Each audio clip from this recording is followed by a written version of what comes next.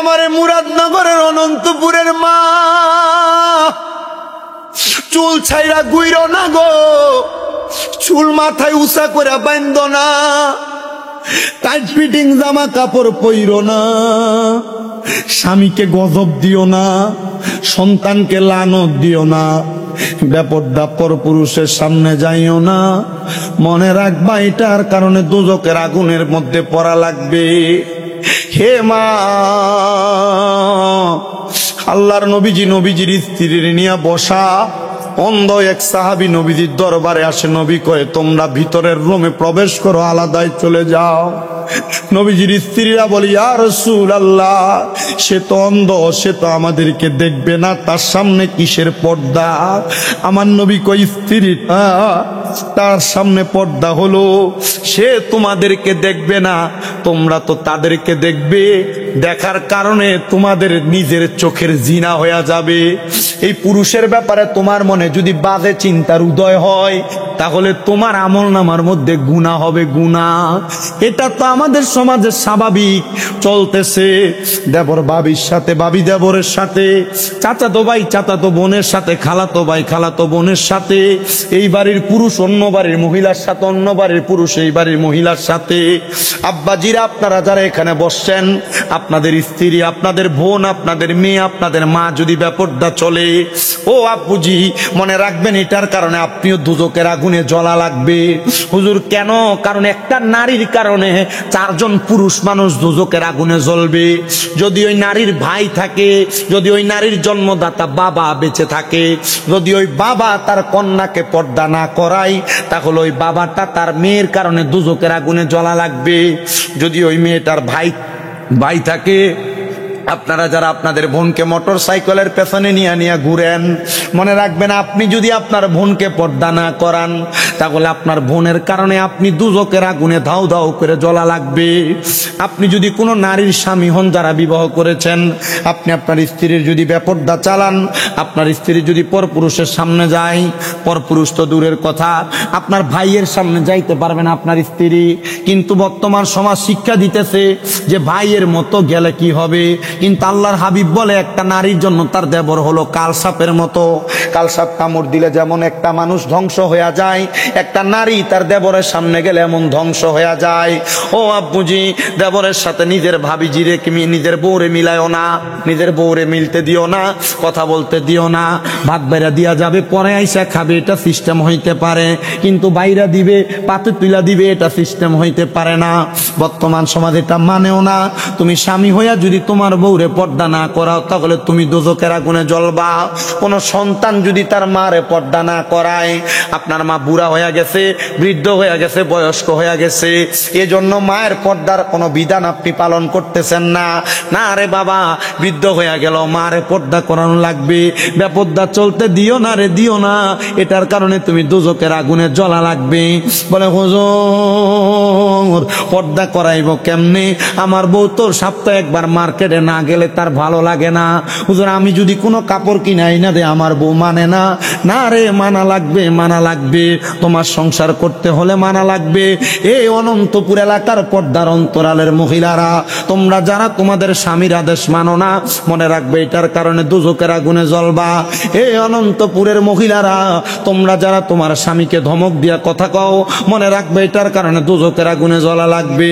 এই অনন্তপুরের মহিলারা, তোমরা যারা স্বামীর সাথে দিনে ঝগড়া হওয়ার পর রাত্রবেলা তোমরা অন্যদিকে ফিরা ঘুমায়া থাকো, মনে রাখবে এটার জন্য আল্লাহর কাছে জবাব দেওয়া লাগবে। এই অনন্তপুরের মহিলারা, তোমরা যারা স্বামীর আদেশ অমান্য করে বাবার বাড়ি বোনের বাড়ি চলে যাও, মনে রাখবে এটার কারণে আল্লাহর কাছে জবাব দেওয়া লাগবে। মার্কেটে যাবা দূরের কথা, রাস্তায় ফুচকা খাইতে যাবা দূরের কথা। একটা মহিলা তার স্বামীর আদেশ ছাড়া বাবার বাড়িতেও যাইতে পারবে না, কিন্তু মহিলা বাবার বাড়িতে স্বামীর সাথে রাগ করে নিজেই চলে যায়। মহিলা মনে রাখবার, স্বামীর আদেশ অমান্যকারী মহিলা জান্নাতে যাইতে পারবে না। কারণ একটা মহিলা যদি স্বামীকে খুশি করতে পারে, তার জন্য জান্নাত।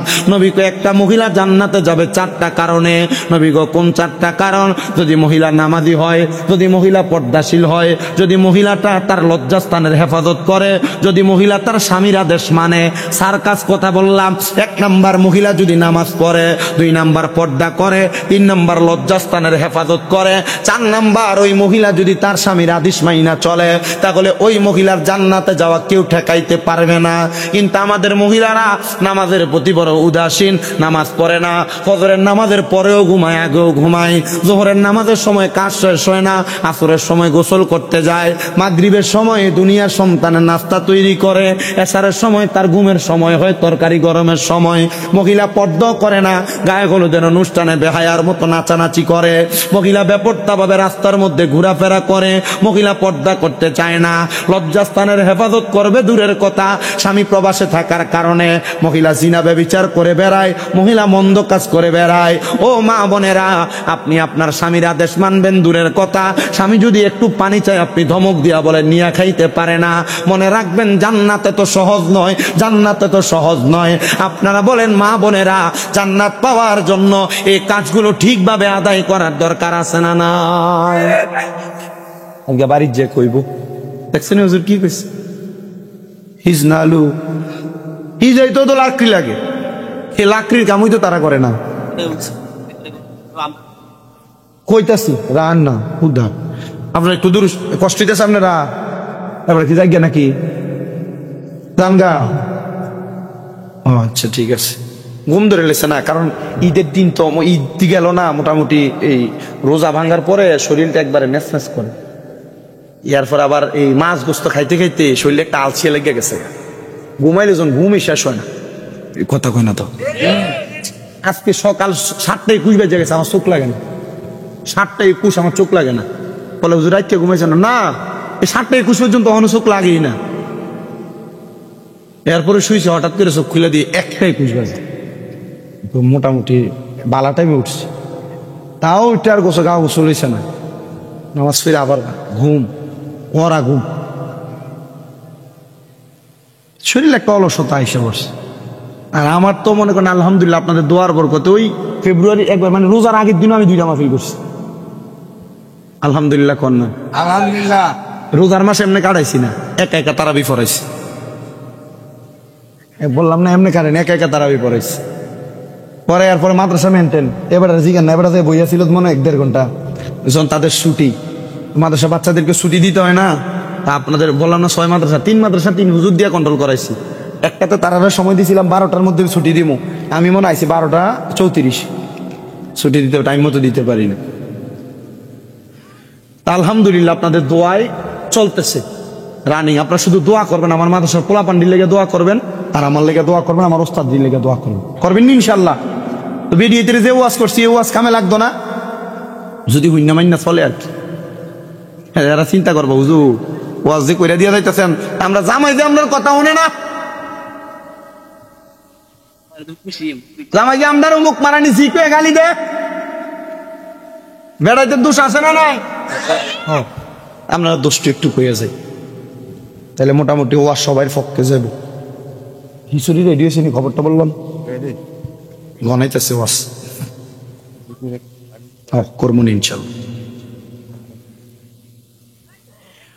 আপনারা যারা স্ত্রীদেরকে গালি গালাজ করেন,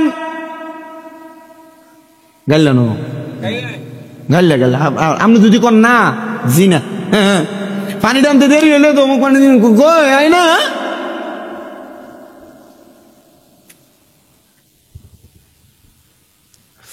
আপনারা যারা স্ত্রীদের মা বাবার নাম তুলে গালি দেন, আল্লাহর নবী বলে তোমরা তোমাদের মহিলাদের মা বাবার নাম তুলে গালি দিবা না। নবীজি কেন? আমার নবী আমি নবী হইলাম মহিলাদের বাবা, তো গালি যদি বেডির মারে দেন, তাহলে নবী যদি বাবা হয়, তাহলে চিন্তা কইরা দেখেন গালিটা কার উপরে যায় পড়ে। সাবধান, সতর্ক, নবীর উপরে গালি পড়ে। গালি দিও না রে, গালি দিও না, কারণ নবীজির নিজেরই ঘোষণা, তোমরা যদি তোমাদের স্ত্রীদেরকে গালি দাও, এ গালি যায় রহমতের নবীর উপরে বর্তায়। আবার অনেক পুরুষদের স্বভাব কথায় কথায় না মিললে ঠাস করে গাল বেড়ে সৎকনা মারে, ফিট বেড়ে গুনুম করে খিচ্ছালায়, আসেনি? আসেনি, জোরে কয় না আসেনি। আব্বুজি আমার নবী বলতেছে তোমরা তোমাদের স্ত্রীদেরকে তোমরা প্রহার করো না, গালের ভিতরে মাইরো না। নবীজি কেন? বলে তোমাদের স্ত্রী হলো তোমাদের কাছে সাময়িক সময়ের মেহমান মাত্র, তোমরা তাকে সম্মান করো, আপ্যায়ন করো, মর্যাদা দাও। নবীজি কেন গো, কেন কেন? বলে যদি সম্মান করো, আমি আল্লাহ তাআলা তোমাদের কাছে মেহমান বানায় তারে পাঠাইছে, আমি আল্লাহ আবার তাকে তাদের কাছে আমার কাছে ফিরিয়ে আনিব। কিন্তু মনে রাখবা, মহিলারা যদি স্বামীর এই কষ্টগুলা সহ্য করে সংসার করতে পারে, আমার আল্লাহ তাআলা এই মহিলাদেরকে জান্নাতের 40 জন হুর গিলমানের সর্দারিনী বানাইয়া দিব। আপনি আপনি বেডির একটা খিচ্ছেন, বেডি যদি 40 জনের হুর গিলমানের যদি সর্দার হয়, বেডি যদি একটা একটা করে মারো কয়টা? তো নবীজি যে বলছেন, নবীজির যে ঘোষণা, আপনার গালি দিয়েন না এবং মাইরেন না, মারা যাবে, গালি দেওয়া যাবে। বড় সতর্কতা অবলম্বন করেন, সাবধানতা অবলম্বন করেন। মা বোনরা আপনারা একটু বুঝা নিয়েন, স্বামীরা সারাদিন কষ্ট করে আসে, একটু পানি চাইলেন না, করেন না, লইয়া খাইতে পারেন, এই কথা বললেন না। তখন যখন মহিলা তার স্বামীর অবহেলা করে, নিজের বউর কাছে পানি খুঁজলে দেয় না, লগের বাড়িতে যাইয়া পানি চাইলে লেবুর শরবত বানায় দেয়, তখন আর এই জামাইয়ের নিজের বউরে ভালো লাগে না, লগের বাড়ির বাবিডারে ভালো লাগে।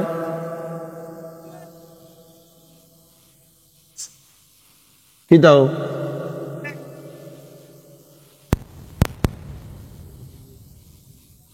আল্লাহ আমরারে বুঝার তৌফিক দিক, আল্লাহ আমরারে বুঝার তৌফিক দিক। আমিন কর। এ মুসলমান ইমানদার, বড় সতর্কতার সাথে ইসলামী বিধিবিধান গুলা মানার চেষ্টা করবেন, মাইনা চলার চেষ্টা করবেন। বলে হুজুর কেন গো, কেন মাইনা চলবো? কারণ মানার মাধ্যমে আপনি জান্নাত পাইবেন, আপনি নাজাত পাইবেন। আরো একটু বলার চেষ্টা করি আপনাদেরকে এই ব্যাপারে, আপনারা আপনাদের স্ত্রীদেরকে মোহাব্বত করবেন, ভালোবাসবেন। আবার অনেকে যারা 2টা বিয়ে করছেন, বউ 2টা আছে, কষ্ট হইতেছে আপনারা? ওয়াজ কি কামে লাগবো মনে হইতেছে? 2টা বিবাহ করলে একটারে ভালো পড়ান, একটারে ভালো খাবান, আর একটারে ভালো করে পড়ান না। আমার নিজের এলাকার এক চাচার বউ আমার মাঝে মাঝে রাস্তা দিয়ে আসার সময় দাঁড়ায় বিচার দেয়, তোমার চাচাটারে কই একটু বোঝানোর চেষ্টা করো, যেহেতু হুজুর মানুষ, এলাকার মানুষ বিচার দিবে, স্বাভাবিক কথা, এটা চলতে পারে, ঠিক না? আমাদের এই যে 5 আগস্টের পরে আমাদের এলাকার মেম্বার সাহেব উনি চলে গেছেন এলাকা থেকে, এটা বুঝেন আপনারা কেন গেছে।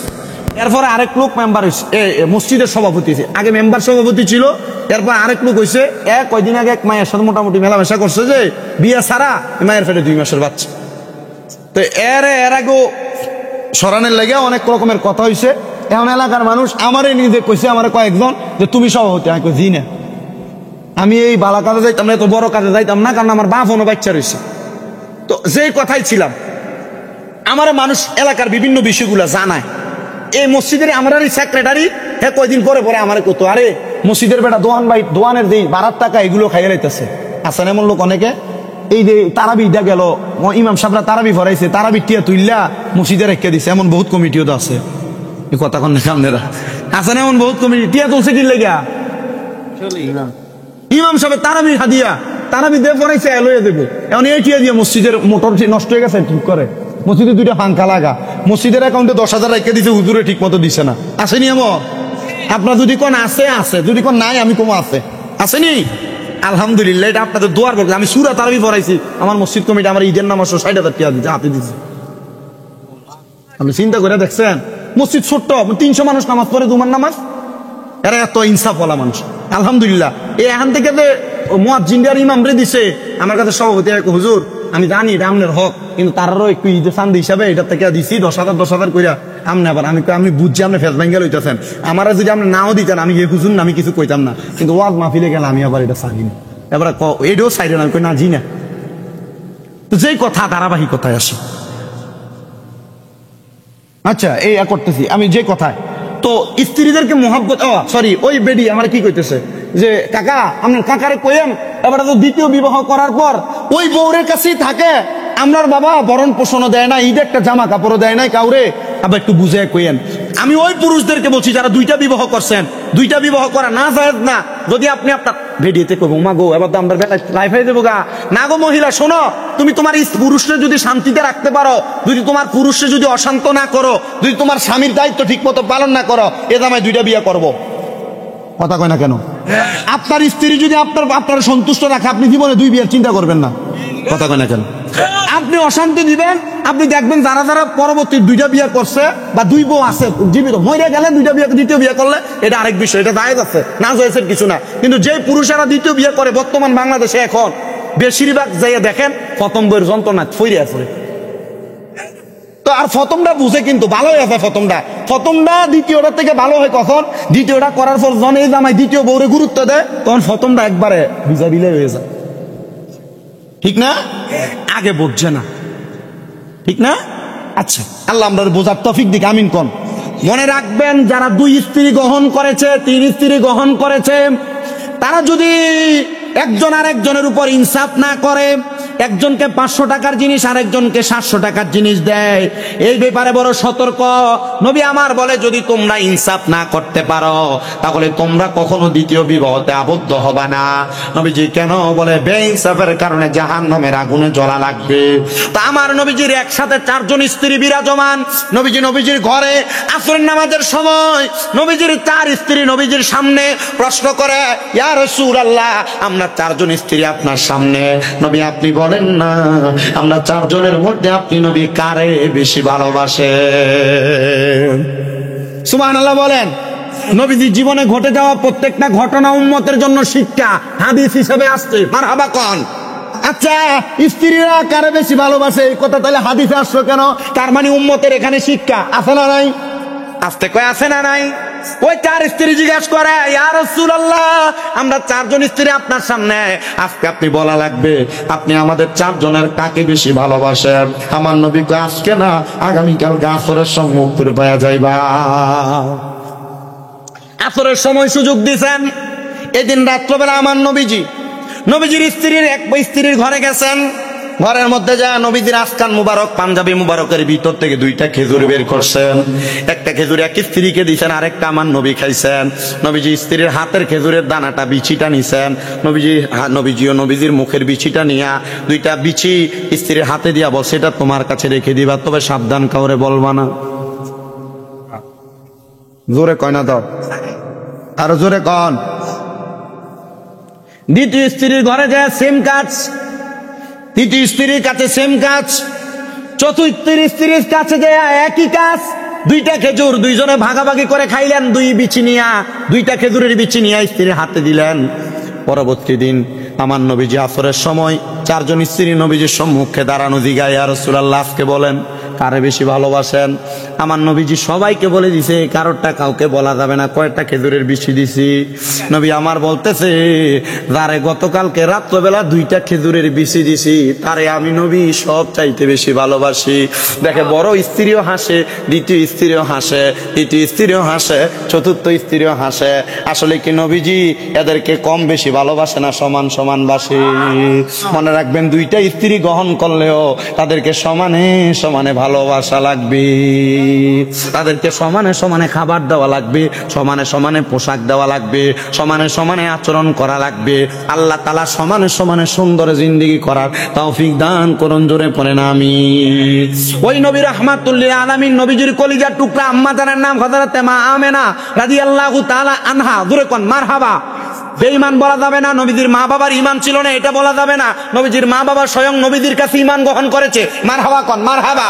বলে হুজুর, নবীজির আব্বারে তো নবী দেখে নাই, তাহলে কেমনে ঈমান গ্রহণ করেছে?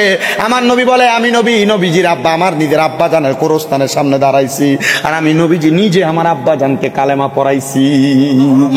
ও বন্ধু, নবীজির মা জননী ডাক দিয়ে বলেন, আমার স্বামী হযরতে আব্দুল্লাহ, মারহাবা মারহাবা মারহাবা, আমার স্বামী হযরতে আব্দুল্লাহ, ওনার সাথে আমার বিবাহ এখনো হয় নাই। আমি আমার ঘরে ছিলাম, নবীজির নানার নাম ছিল হযরত ওহাব জোহরি। উনি বলেন, আমি নবীজির দাদা হযরত আব্দুল মুত্তালিবের বন্ধু ছিলাম, একসাথে আমরা চলাফেরা করতাম। তো আমার আব্দুল্লাহ যখন রাস্তা দিয়ে হেঁটে হেঁটে যাইতো, মক্কার বড় বড় বাদশা, বড় বড় ব্যবসায়ীর মেয়েরা আমার আব্দুল্লাহর চেহারার দিকে তাকিয়ে থাকতো। তারা আমার আব্দুল্লাহকে ডাইরেক্ট বিবাহের প্রস্তাব দিত। বিয়ার সিস্টেম হইল, মেয়ের পক্ষ থেকে বিবাহের প্রস্তাব দেওয়া। কার পক্ষ? কথা কয় না তো। মেয়ের পক্ষ থেকে বিবাহের প্রস্তাব দেওয়া, প্রস্তাব দিত। হযরতে আব্দুল্লাহ বলে, আব্বা জান, আমাকে মক্কার মেয়েরা ডিস্টার্ব করে, আমার মক্কার মেয়েরা অত্যাচার করে। বলে কি? বলে তারা যেখানে আমাকে দেখে আমাকে বিবাহ করার প্রস্তাব দেয়। বলে আব্বা কারণটা কি? বলে যাও না তুমি পানির সামনে যায় দাঁড়াও। পানির সামনে দাঁড়ানোর পর হযরত আব্দুল্লাহ বলে, আমি আমার পেশানির মধ্যে, আমার যে কপালের মধ্যে দেখলাম একটা নূরের আলো ঝলমল ঝলমল করে জ্বলতেছে। বলে এটার অন্য কোনো কিছু না, এটা হলো নূরে মুহাম্মদী, আল্লাহর হাবিব মুহাম্মাদুর রাসূলুল্লাহর নূর আমার কপালের মধ্যে, যেটা আদম আলাইহিস সালাতু ওয়াস সালাম থেকে হযরত আব্দুল্লাহ পর্যন্ত এসেছে। হযরতে আব্দুল্লাহর বিবাহের প্রস্তাব যখন ঘোরাফেরা করে, হযরতে আব্দুল মুত্তালিব নবীজির দাদা চিন্তিত হইয়া, মক্কা শরীফে দেখবেন মক্কা শরীফের পাশে এমন ভাবে ওয়ালের মতো একটা ব্যারিকেড দেওয়া আছে, যেটারে বলা হয় হাতিমে কাবা। বেশি দিন না, মাত্র 5 মাস আগে আমি এটা দেখে আসছি। ওই হাতিমে কাবার সাথে হেলাম দিয়া আব্দুল মুত্তালিব চিন্তা করতেছে, নবীজির নানা ভাই হযরতে ওহাব দরিয়াইছে জিজ্ঞাসা করে, ও দোস্ত আপনাকে চিন্তাগ্রস্ত দেখা যায়, চিন্তা করেন কেন? বলে চিন্তা করি আমার সন্তান হযরত আব্দুল্লাহর কথা। বলে কেন? বলে আমার 10টা সন্তানের মধ্যে এই সন্তানটা বড় আকর্ষণীয় এবং মাদ্রাসা বানাইছে, ওই ব্যক্তিটা কবরের মধ্যে জান্নাতের খাবার খাইতেছে।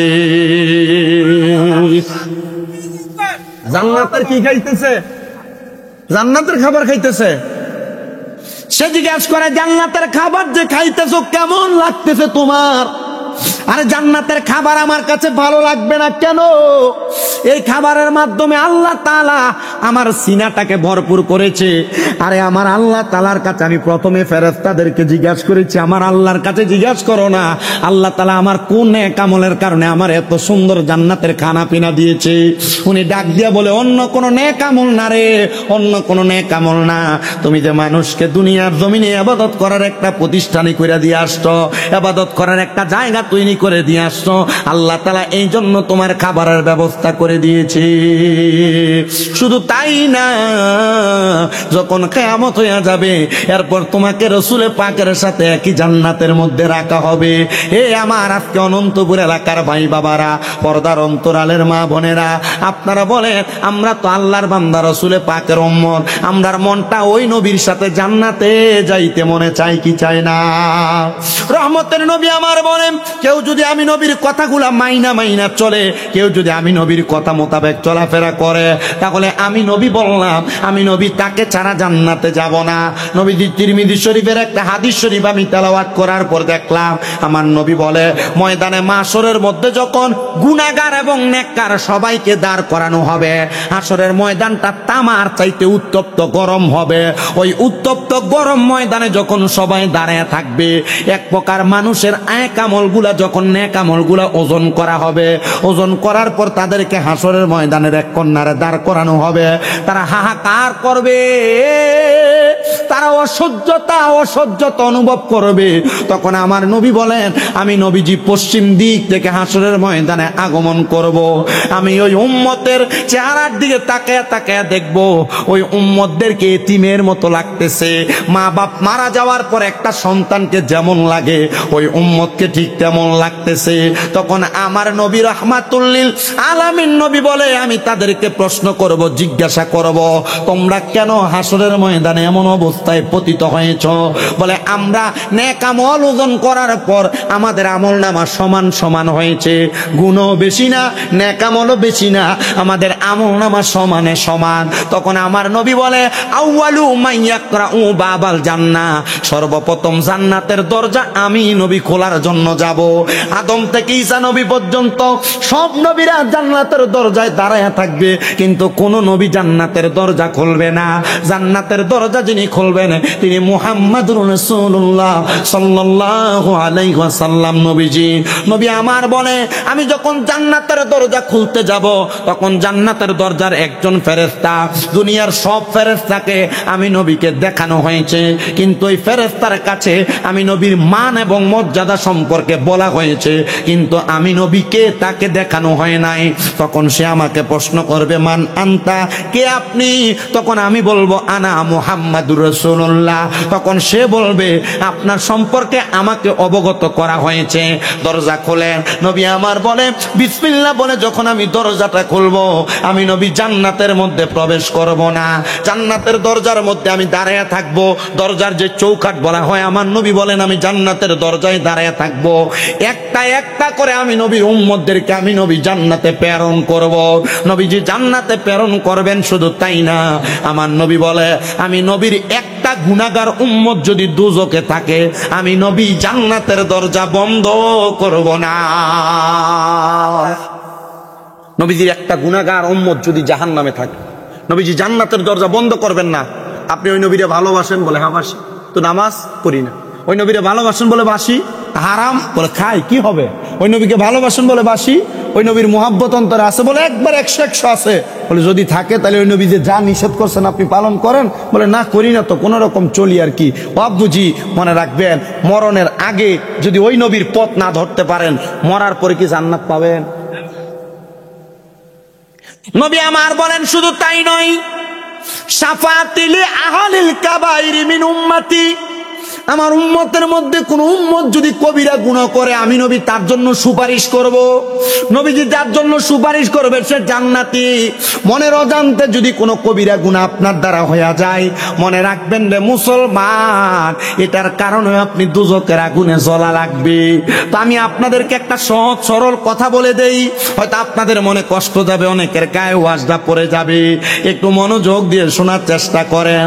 এই যে ঈদ চলে গেল, ঈদের দিন থেকে আজকে পর্যন্ত অনেক মা বোনেরা বেপর্দা ঘুরে বেড়াইছে। অনেক মা বোনেরা রাস্তায় রাস্তায় বেপর্দা চুল ছেড়া দিয়া এলোমেলো পোশাক পরে ঘুরে বেড়াইছে। রাস্তাতে বের হওয়া যায় না। আমি চিন্তা করলাম একটা মানুষ কিভাবে তার চোখের হেফাজত করবে, একটা পুরুষ মানুষ কিভাবে তার চোখের পর্দা মেনটেন করবে। আরে আব্বুজিরা, আরে মনে কইরেন না শুধু মহিলারাই পর্দা করবে, পর্দা পুরুষেরও আছে, পুরুষও পর্দা করা লাগবে। আমরা পর্দা করব কেমনে? রাস্তার যেই দিকে যান না কেন নারী আর নারী, নারী আর নারী। আমি বলবো পর্দার অন্তরালের মহিলারা, এই ঈদে যারা যারা বেপর্দা চলেছ, এই ঈদে যারা যারা বেপর্দা চলেছ, মনে রাখবা গো মা, ইন্তেকালের পরে আল্লাহর আযাব গজব তোমার জন্য প্রতীক্ষমান, তোমার জন্য অপেক্ষা করতেছে। একটা মহিলা বেপর্দা চলার কারণে আল্লাহর হাবিব নিজে বলতেছে আদ-দাইয়ুসু লা ইয়াদখুলুল জান্নাহ, দাইয়ুস কোনদিন জান্নাতে প্রবেশ করবে না। একটা মহিলার চেহারা 40টা পুরুষ মানুষ দেখে ফেললে মহিলাটা দাইয়ুসে রূপান্তরিত হয়ে যায়। আপনার মা, আপনার বোন, আপনার স্ত্রী, আপনার মেয়েকে 40 জন তো স্বাভাবিক বিষয়, কত হাজার হাজার পুরুষ মানুষ দেখেছে, এটার কারণে তারা দুজকে যাবে। এই কথা কি আমার মা বোনেরা চিন্তা করে না? মা, আমি চাই না গো তোমরা কেউ দুজকের আগুনে জ্বলো, আমি চাই না গো তোমরা কেউ জাহান্নামের আগুনে জ্বলো। ওই তুমি সুন্দর করে সাইজা রাস্তাতে বের হওয়ার কারণে আল্লাহ তাআলার জাহান্নামের আগুন তোমার জন্য অপেক্ষা করতেছে। বলে হুজুর কেমনে গো, কেমনে অপেক্ষা করতেছে? আরে আমার নবী বলে আমি যখন আল্লাহ তাআলার কাছে মেরাজ করতে, সাক্ষাৎ করতে গিয়েছিলাম, আমাকে আল্লাহ তাআলা 2টা নিদর্শন দেখাইছে, একটা জান্নাত আর একটা জাহান্নাম। আমি জাহান্নামে তাকায়া দেখলাম 3 প্রকার নারীকে কষ্ট দেওয়া হইতেছে। এক প্রকারের নারী দেখলাম যে নারীদের মাথার চুলগুলাতে ঝুলাইয়া ঝুলে আগুনের উপর সেক দেওয়া হইতেছে। নবী গো ওই নারী কারা? বলে ওই নারীগুলো তারা যেই নারীগুলা তাদের মাথার চুলকে উঁচা উঁচা করে বাইন্দা বাইন্দা বেড়াইছে। আর উঁচা করে বানবো দূরের কথা, আমাদের মা বোনের রাস্তায় চুল ছেড়ে ছেড়ে হাঁটতেছে, বেপর্দা করে করে হাঁটতেছে। আমি আমার আম্মুজিদের কাছে বলবো গো মা, আল্লাহর জান্নাত যদি পাইতে চাও এমন চুল ছাড়া বন্ধ করে দাও। আব্বুজিরা আপনারা মনে রাখবেন, আল্লাহ তাআলার কোরআন বলে ওয়াকারনা ফি বুয়ুতিকুন্না ওয়ালা তাবাররাজনা তাবাররুজাল জাহিলিয়াতিল উলা। আল্লাহ কয় তোমরা তোমাদের নারীদেরকে জাহিলিয়া যুগের মহিলাদের মতো বেপর্দা ভাবে বের হতে দিও না। তুমি যে বের হতে দাও এটার জন্য তুমি জাহান্নামের আগুনে জ্বলা লাগবে। নবী আমার কয় শুধু তাই না রে, আমি দেখছি আরেক প্রকার মহিলা যাদের স্তনগুলার মধ্যে গরম লোহার রড লাগায় দিয়ে আগুনের মধ্যে সেক দেওয়া হইতেছে। নবী গো তারা কারা? বলে যেই মহিলারা পোশাক পরে উলঙ্গ অবস্থায় ছিল, এমন জামা কাপড় পরতেছে যেই জামা কাপড়ের উপর দিয়ে তাদের শরীরের বডি স্ট্রাকচার পর্যন্ত আইডিয়া করা যাচ্ছে, এমন বোরকা পরতেছে মহিলারা যেই পোশাক পরার কারণে এদের পোশাকের বোরকার উপর দিয়ে তাদের বডি স্ট্রাকচার মানুষ আইডিয়া করতে পারতেছে। মা বোনেরা যারা টাইট ফিটিং বোরকা পরো, জামা কাপড় পরো, তোমাদের কাছে আমি করো জোরে আবদার করি গো মা, এটার কারণে জাহান্নামের আগুনের শেক তোমার শরীরের মধ্যে লাগবে। আমার নবী কয় শুধু তাই না রে, আরেক প্রকারের মহিলা তাদের জিহ্বার মধ্যে গরম শিক লাগায় দিয়ে আগুনের মধ্যে তাদেরকে শেক দেওয়া হয়েছে। নবী তারা কারা?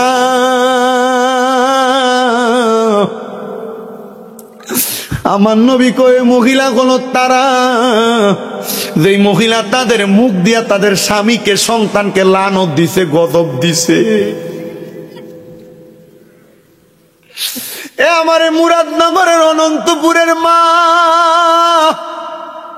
চুল ছাইরা গুইরো না গো, চুল মাথায় উঁচা করে বাঁধো না, টাইট ফিটিং জামা কাপড় পইরো না, স্বামীকে গজব দিও না, সন্তানকে লানত দিও না, বেপরদা পরপুরুষের সামনে যাইও না।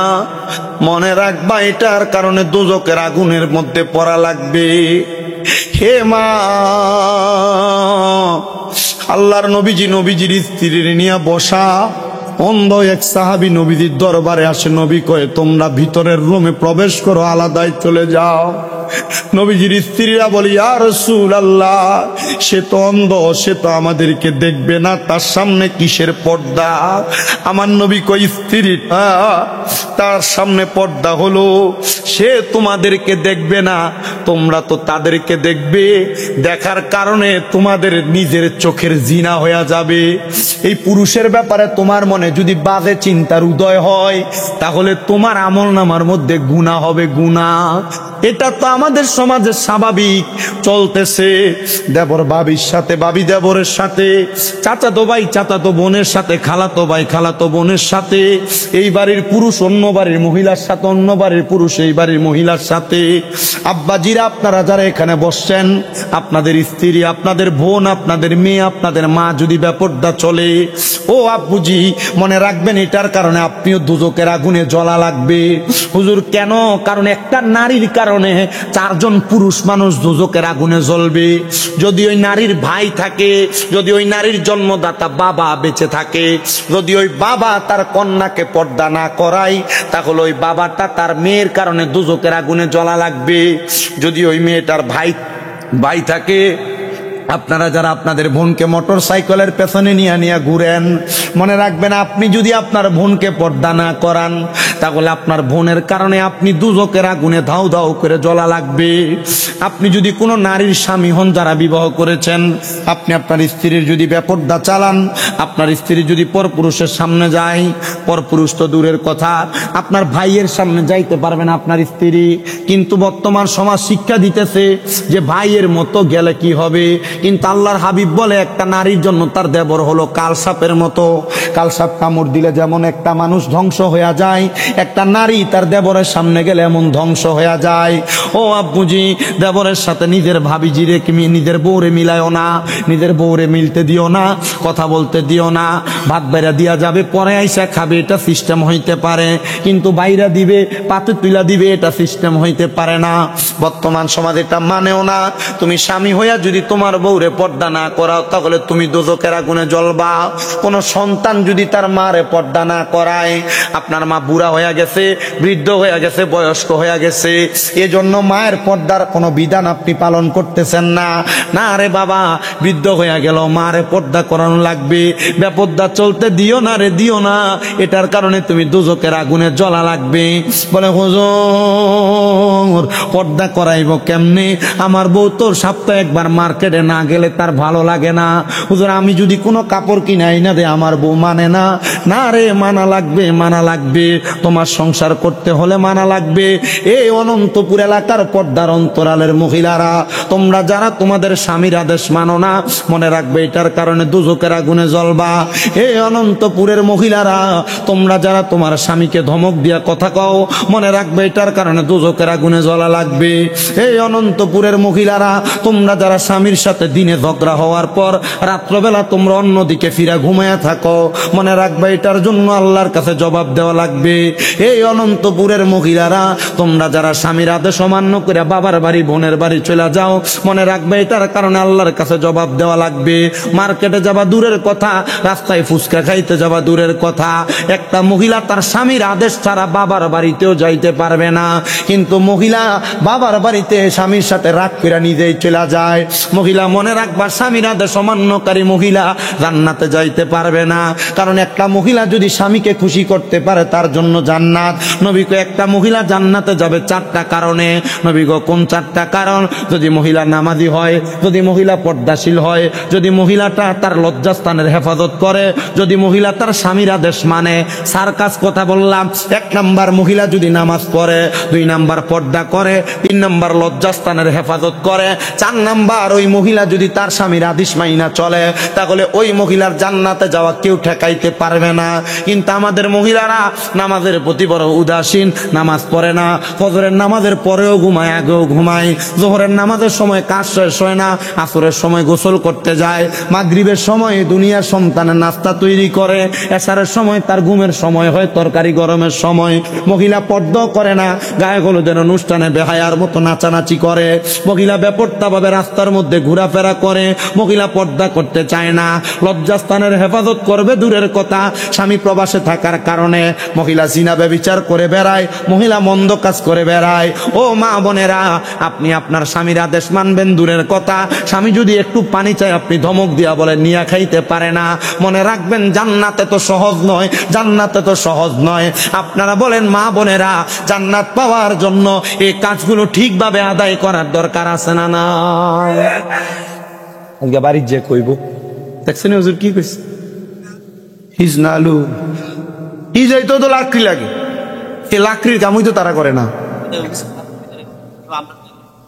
কইতাছ রান না উদ্ধার, আপনার একটু দূর কষ্ট দিতেছে আপনারা, এবার কি যাই নাকি রানগা? আচ্ছা ঠিক আছে, ঘুম ধরে লেছে না, কারণ ঈদের দিন তো, ঈদ গেল না, মোটামুটি এই রোজা ভাঙ্গার পরে শরীরটা একবারে নেস করে, এরপর আবার এই মাছ গোস্ত খাইতে খাইতে শরীরে একটা আলসিয়া লেগে গেছে, ঘুমাইলে যখন ঘুমই শেষ হয় না, কথা কয় না তো। আজকে সকাল 7টা 21 বেজে গেছে, আমার চোখ লাগে না, 7টা 21 আমার চোখ লাগে না। বলে হুজুর রাইতে ঘুমাইছে না? না, এই 7টা 21 পর্যন্ত অন্য চোখ লাগেই না। এরপরে শুয়েছে, হঠাৎ করে চোখ খুলে দিয়ে 1টা 21 বাজে, মোটামুটি বালা টাইমে উঠছে, তাও এটা আর গা গোসল হয়েছে না, নামাজ ফিরে আবার ঘুম, ওরা ঘুম, শরীর একটা অলসতা এসে পড়ছে। আর আমার তো মনে করেন আলহামদুলিল্লাহ আপনাদের দোয়ার বরকতে ওই ফেব্রুয়ারি একবার মানে রোজার আগের দিনও আমি 2টা মাহফিল করছি, আলহামদুলিল্লাহ। কন্যা আলহামদুলিল্লাহ, রোজার মাসে এমনি কাটাইছি না, একা একা তারাবি পড়াইছি, বললাম না এমনি কাটেন, একা একা তারাবি পড়াইছি। পরে এরপরে মাদ্রাসা মেনটেন, এবারে জিজ্ঞান না, এবারে বইয়া ছিল মনে 1-1.5 ঘন্টা, যখন তাদের ছুটি, মাদ্রাসা বাচ্চাদেরকে ছুটি দিতে হয় না, আপনাদের বললাম না 6 মাদ্রাসা, 3 মাদ্রাসা 3 হুজুর দিয়ে কন্ট্রোল করাইছি। একটাতে তারারে সময় দিয়েছিলাম 12টার মধ্যে ছুটি দিব, আমি মনে আইছি 12টা 34 ছুটি দিতে টাইম মতো দিতে পারিনি। আলহামদুলিল্লাহ আপনাদের দোয়ায় চলতেছে রানিং। আপনারা শুধু দোয়া করবেন, আমার মাদ্রাসার পোলাপান্ডির লেগে দোয়া করবেন, আর আমার লেগে দোয়া করবেন, আমার ওস্তাদের লেগে দোয়া করবেন, করবেন ইনশাল্লাহ। তো ভিডিওতে যে ওয়াজ করছি এই ওয়াজ কামে লাগতো না, যদি হুইনা মাইনা চলে আর কি, এরা চিন্তা করবো হুজুর ওয়াজ যে কইরা দিয়া যাইতেছেন, আমরা জামাই যে আপনার কথা শুনে না, জামাই যে আমরা মুখ মারানি জিকে গালি দে, বেড়াইতে দোষ আছে না নাই? আপনারা দোষটা একটু কইয়া যাই, তাহলে মোটামুটি ওয়াজ সবাই পক্ষে যাবে। খিচুড়ি রেডি হয়েছে নি, খবরটা বললাম, গনাইতেছে ওয়াজ করবো ইনশাল্লাহ। আপনারা যারা স্ত্রীদেরকে গালিগালাজ করেন, গাইলেন গাইলে গেল, আপনি যদি কোন না জি না, পানি টানতে দেরি হলে তো অমুক পানি গয় না,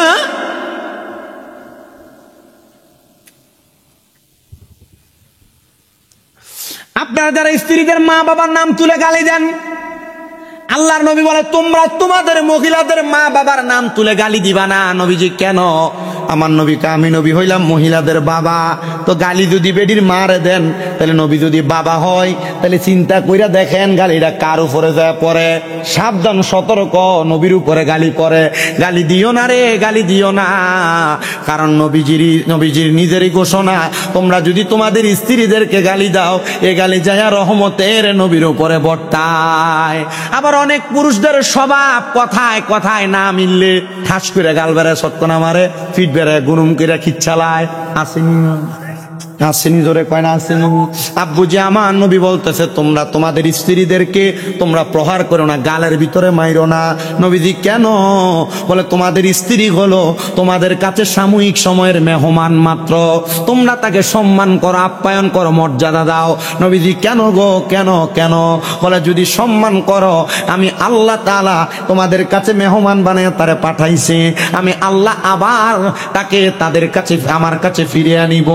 কিন্তু মনে রাখবা, মহিলারা যদি স্বামীর এই কষ্টগুলা সহ্য করে সংসার করতে পারে, আমার আল্লাহ তাআলা এই মহিলাদেরকে জান্নাতের 40 জন হুর গিলমানের সর্দারিনী বানাইয়া দিব। আপনি বেডির একটা খিচ্ছেন, বেডি যদি 40 জনের হুর গিলমানের যদি সর্দার হয়, বেডি যদি একটা একটা করে মারো, কয়টা? তো নবীজি যে বলছেন, নবীজির যে ঘোষণা, আপনার গালি দিয়েন না এবং মাইরেন না, মারা যাবে, গালি দেওয়া যাবে। বড় সতর্কতা অবলম্বন করেন, সাবধানতা অবলম্বন করেন। মা বোনরা আপনারা একটু বুঝা নিয়েন, স্বামীরা সারাদিন কষ্ট করে আসে, একটু পানি চাইলেন না, করেন না, লইয়া খাইতে পারেন, এই কথা বললেন না। তখন যখন মহিলা তার স্বামীর অবহেলা করে, নিজের বউর কাছে পানি খুঁজলে দেয় না, লগের বাড়িতে যাইয়া পানি চাইলে লেবুর শরবত বানায় দেয়, তখন আর এই জামাইয়ের নিজের বউরে ভালো লাগে না, লগের বাড়ির বাবিডারে ভালো লাগে।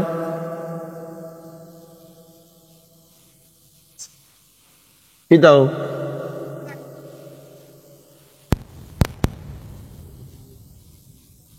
আল্লাহ আমরারে বুঝার তৌফিক দিক, আল্লাহ আমরারে বুঝার তৌফিক দিক, আমিন কর। এ মুসলমান ইমানদার, বড় সতর্কতার সাথে ইসলামী বিধিবিধানগুলা মানার চেষ্টা করবেন, মাইনা চলার চেষ্টা করবেন। বলে হুজুর কেন গো, কেন মাইনা চলবো? কারণ মানার মাধ্যমে আপনি জান্নাত পাইবেন, আপনি নাজাত পাইবেন। আরো একটু বলার চেষ্টা করি আপনাদেরকে এই ব্যাপারে, আপনারা আপনাদের স্ত্রীদেরকে মোহাব্বত করবেন, ভালোবাসবেন। আবার অনেকে যারা 2টা বিয়ে করছেন, বউ 2টা আছে, কষ্ট হইতেছে আপনারা? ওয়াজ কি কামে লাগবো মনে হইতেছে? 2টা বিবাহ করলে একটারে ভালো পড়ান, একটারে ভালো খাবান, আর একটারে ভালো করে পড়ান না।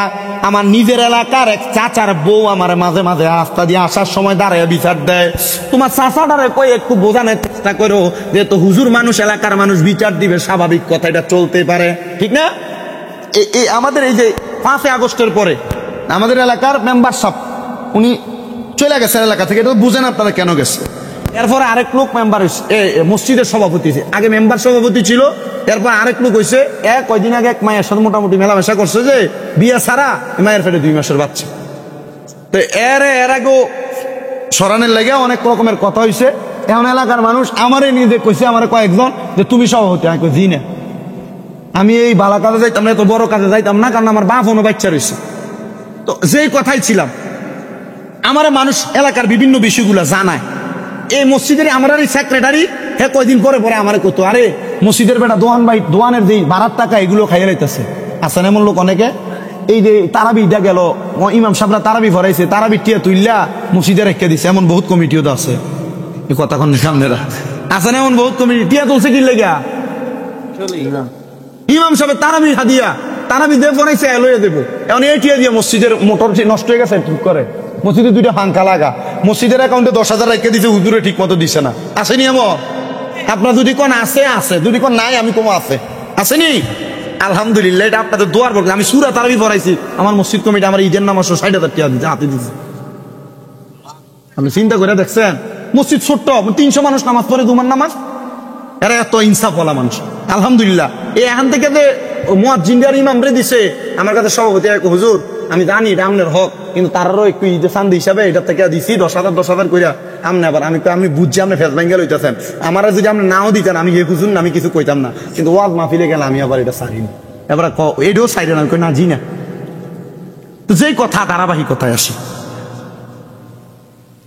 আচ্ছা এই করতেছি আমি যে কথায়, তো স্ত্রীদেরকে মোহাব্বত, সরি ওই বেডি আমার কি কইতেছে যে কাকা আপনার কাকারে কইেন এবারে তো দ্বিতীয় বিবাহ করার পর ওই বউরের কাছেই থাকে, আপনার বাবা ভরণ পোষণও দেয় না, ঈদ একটা জামা কাপড়ও দেয় নাই কাউরে, আবার একটু বুঝে কইেন।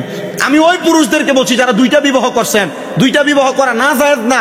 যদি আপনি আপনার ভেডিতে কইব মা গো এবার তো আমরা লাইফাই দেবো গা, না গো মহিলা শোনো, তুমি তোমার এই পুরুষকে যদি শান্তিতে রাখতে পারো, যদি তোমার পুরুষকে যদি অশান্ত না করো, যদি তোমার স্বামীর দায়িত্ব ঠিক মতো পালন না করো, এ জামাই 2টা বিয়ে করবো। কথা কয় না কেন? আপনার স্ত্রী যদি আপনার সন্তুষ্ট রাখে, আপনি জীবনে 2 বিয়ের চিন্তা করবেন না। কথা কয় না কেন? আপনি অশান্তি দিবেন, আপনি দেখবেন যারা যারা পরবর্তী 2টা বিয়ে করছে বা 2 বউ আছে জীবিত, মরে গেলে 2টা বিয়ে, দ্বিতীয় বিয়ে করলে এটা আরেক বিষয়, এটা জায়েজ আছে, না জায়েজের কিছু না। কিন্তু যে পুরুষেরা দ্বিতীয় বিয়ে করে বর্তমান বাংলাদেশে এখন বেশিরভাগ যাইয়া দেখেন প্রথম বইয়ের যন্ত্রণা ফিরে আছে। তো আর প্রথমটা বুঝে কিন্তু ভালো হয়ে আছে, প্রথমটা দ্বিতীয়টা থেকে ভালো হয় কখন? দ্বিতীয়টা করার পর যখন এই জামাই দ্বিতীয় বউরে গুরুত্ব দেয়, তখন প্রথমটা একবারে বুঝা বিলে হয়ে যায়। ঠিক না? আগে বুঝছে না, ঠিক না? আচ্ছা আল্লাহ আমরা বোঝার তৌফিক দিক, আমিন কোন। মনে রাখবেন যারা 2 স্ত্রী গ্রহণ করেছে, 3 স্ত্রী গ্রহণ করেছে, তারা যদি একজন আরেকজনের উপর ইনসাফ না করে, একজনকে 500 টাকার জিনিস আরেকজনকে 700 টাকার জিনিস দেয়, এই ব্যাপারে বড় সতর্ক। নবী আমার বলে যদি তোমরা ইনসাফ না করতে পারো তাহলে তোমরা কখনো দ্বিতীয় বিবাহতে আবদ্ধ হবে না। নবীজি কেন বলে বেইনসাফের কারণে জাহান্নামের আগুনে জ্বলা লাগবে। তা আমার নবীজির একসাথে 4 জন স্ত্রী বিরাজমান। নবীজির ঘরে আসরের নামাজের সময় নবীজির 4 স্ত্রী নবীজির সামনে প্রশ্ন করে, ইয়া রাসূলুল্লাহ আমরা 4 জন স্ত্রী আপনার সামনে, নবী আপনি বলেন না আমরা 4 জনের মধ্যে আপনি নবী কারে বেশি ভালোবাসেন? সুবহানাল্লাহ বলেন। নবীজির জীবনে ঘটে যাওয়া প্রত্যেকটা ঘটনা উম্মতের জন্য শিক্ষা, হাদিস হিসেবে আসছে। মারহাবা কোন। আচ্ছা স্ত্রীরা কারে বেশি ভালোবাসে এই কথা তাহলে হাদিসে আসলো কেন? তার মানে উম্মতের এখানে শিক্ষা আছে না নাই? আস্তে কয় আছে না নাই? ওই 4 স্ত্রী জিজ্ঞাসা করে, ইয়া রাসূলুল্লাহ আমরা 4 জন স্ত্রী আপনার সামনে, আজকে আপনি বলা লাগবে আপনি আমাদের 4 জনের কাকে বেশি ভালোবাসেন। আমার নবী কয় আজকে না আগামীকাল আসরের সময় উত্তর পাওয়া যাইবা। আসরের সময় সুযোগ দিয়েছেন। এদিন রাত্রবেলা আমার নবীজির স্ত্রীর ঘরে গেছেন। ঘরের মধ্যে যা নবীজির আসকান মুবারক, পাঞ্জাবি মুবারকের ভিতর থেকে 2টা খেজুর বের করছেন। একটা খেজুর এক স্ত্রীকে দিয়েছেন, আরেকটা আমার নবী খাইছেন। নবীজি স্ত্রীর হাতের খেজুরের দানাটা বিচিটা নিছেন। নবীজির মুখের বিচিটা নিয়া 2টা বিচি স্ত্রীর হাতে দিয়া বসে, এটা তোমার কাছে রেখে দিবা, তবে সাবধান কাউরে বলবা না। জোরে কয় না, দাও আরো জোরে কন। দ্বিতীয় স্ত্রীর ঘরে যায় সেম কাজ, তৃতীয় স্ত্রীর কাছে সেম কাজ, চতুর্থ স্ত্রীর কাছে যায় একই কাজ। 2টা খেজুর 2 জনে ভাগাভাগি করে খাইলেন, 2টা খেজুরের বিচি নিয়ে স্ত্রীর হাতে দিলেন। পরবর্তী দিন আমার নবীজি আসরের সময় 4 জন স্ত্রী নবীজির সম্মুখে দাঁড়ানো, জিগায় ইয়া রাসূলুল্লাহ আজকে বলেন কারে বেশি ভালোবাসেন? আমার নবীজি সবাইকে বলে দিছে, কারোরটা কাউকে বলা যাবে না কয়টা খেজুরের বিচি দিছি। নবী আমার বলতেছে যারে গতকালকে রাত্রবেলা 2টা খেজুরের বিচি দিছি তারে আমি নবী সব চাইতে বেশি ভালোবাসি। দেখে বড় স্ত্রীও হাসে, দ্বিতীয় স্ত্রীও হাসে, তৃতীয় স্ত্রীও হাসে, চতুর্থ স্ত্রীও হাসে। আসলে কি নবীজি এদেরকে কম বেশি ভালোবাসে না সমান সমান বাসে? মনে রাখবেন 2টা স্ত্রী গ্রহণ করলেও তাদেরকে সমানে সমানে ভালোবাসা লাগবে, তাদেরকে সমানে সমানে খাবার দেওয়া লাগবে, সমানে সমানে পোশাক দেওয়া লাগবে, সমানে সমানে আচরণ করা লাগবে। আল্লাহ তাআলা সমানে সমানে সুন্দর জিন্দেগি করার তৌফিক দান করুন। জোরে পড়েন আমিন। ওই নবী রাহমাতুল লিল আলামিন নবীজির কলিজার টুকরা আম্মা জানের নাম হযরতে মা আমেনা রাদিয়াল্লাহু তাআলা আনহা। জোরে কোন মারহাবা। বেঈমান বলা যাবে না, নবীজির মা বাবার ঈমান ছিল না এটা বলা যাবে না, নবীজির মা বাবা স্বয়ং নবীজির কাছে ঈমান গ্রহণ করেছে। মারহাবা কোন মারহাবা। বলে হুজুর নবীজির আব্বারে তো নবী দেখে নাই, তাহলে কেমনে ঈমান গ্রহণ করেছে? আমার নবী বলে আমি নবী নবীজির আব্বা আমার নিজের আব্বা জানের গোরস্থানের সামনে দাঁড়াইছি, আর আমি নবীজি নিজে আমার আব্বা জানকে কালেমা পড়াইছি। ও বন্ধু, নবীজির মা জননী ডাক দিয়ে বলেন আমার স্বামী হযরতে আব্দুল্লাহ, মারহাবা মারহাবা মারহাবা, আমার স্বামী হযরতে আব্দুল্লাহ, ওনার সাথে আমার বিবাহ এখনো হয় নাই। আমি আমার ঘরে ছিলাম, নবীজির নানার নাম ছিল হযরত ওহাব জোহরি। উনি বলেন আমি নবীজির দাদা হযরত আব্দুল মুত্তালিবের বন্ধু ছিলাম, একসাথে আমরা চলাফেরা করতাম। তো আমার আব্দুল্লাহ যখন রাস্তা দিয়ে হেঁটে হেঁটে যাইতো, মক্কার বড় বড় বাদশা বড় বড় ব্যবসায়ী মেয়েরা আমার আব্দুল্লাহর চেহারার দিকে তাকিয়ে থাকতো। তারা আমার আব্দুল্লাহকে ডাইরেক্ট বিবাহের প্রস্তাব দিত। বিয়ার সিস্টেম হইল মেয়ের পক্ষ থেকে বিবাহের প্রস্তাব দেওয়া, কার পক্ষ কথা কয় না, মেয়ের পক্ষ থেকে বিবাহের প্রস্তাব দেওয়া, প্রস্তাব দিত। হযরতে আব্দুল্লাহ বলে আব্বা জান আমাকে মক্কার মেয়েরা ডিস্টার্ব করে, আমার মক্কার মেয়েরা অত্যাচার করে। বলে কি? বলে তারা যেখানে আমাকে দেখে আমাকে বিবাহ করার প্রস্তাব দেয়। বলে আব্বা কারণটা কি? বলে যাও না তুমি পানির সামনে যায় দাঁড়াও। পানির সামনে দাঁড়ানোর পর হযরত আব্দুল্লাহ বলে আমি আমার পেশানির মধ্যে আমার যে কপালের মধ্যে দেখলাম একটা নূরের আলো ঝলমল ঝলমল করে জ্বলতেছে। বলে এটার অন্য কোনো কিছু না, এটা হলো নূরে মুহাম্মদী, আল্লাহর হাবিব মুহাম্মদ।